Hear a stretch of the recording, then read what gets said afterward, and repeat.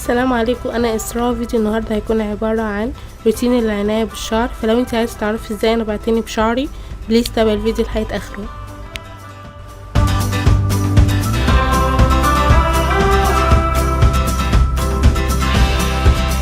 انا اعتني بشعري هو ان انا بستخدم يا اما 3 حاجات، يا اما ليندو، يا اما كريم حمام، كريم شعر، يا اما زيت زيتون، اي زيت زيتون او اي زيت عندي قبل ما اغسل شعري.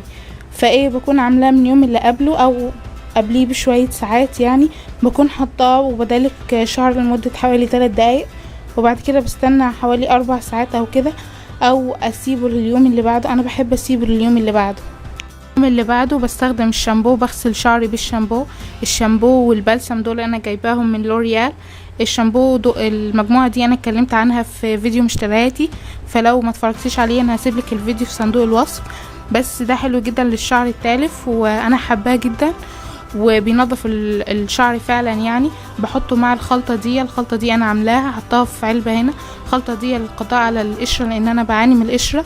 بيكون عباره عن بيكربونات صوديوم وخل بالمقادير اللي انت عايزاها. يعني انت ممكن تستخدمي الخل لوحده او البيكربونات لوحدها، بس انا بحب اخلطهم مع بعض واخلطهم مع الشامبو، وبعد كده ادعك بيه بشرتي، وبعد كده اشطفه، وبعد كده احط البلسم برضو من نفس المجموعه واسيبه لمده 3 دقايق واشطفه. المجموعه دي حلوه جدا للشعر التالف. لو انت شعرك تالف ان شاء الله يعني هيساعدك وكده. ويطبق العنايه بالشعر مش حاجه كلكعه، يعني حاجات بسيطه جدا. وهو ده فيديو النهارده، اتمنى ان هو يكون عجبكم. لو عجبكم ما تنسوش تعملوا اعجاب واشتراك في القناه، وتكتبوا لي تحت في الكومنتات اي فيديو انتوا عايزينه، وان شاء الله هحاول ان انا اعمله. انا اسراء، واشوفكم في فيديو جديد. سلام عليكم.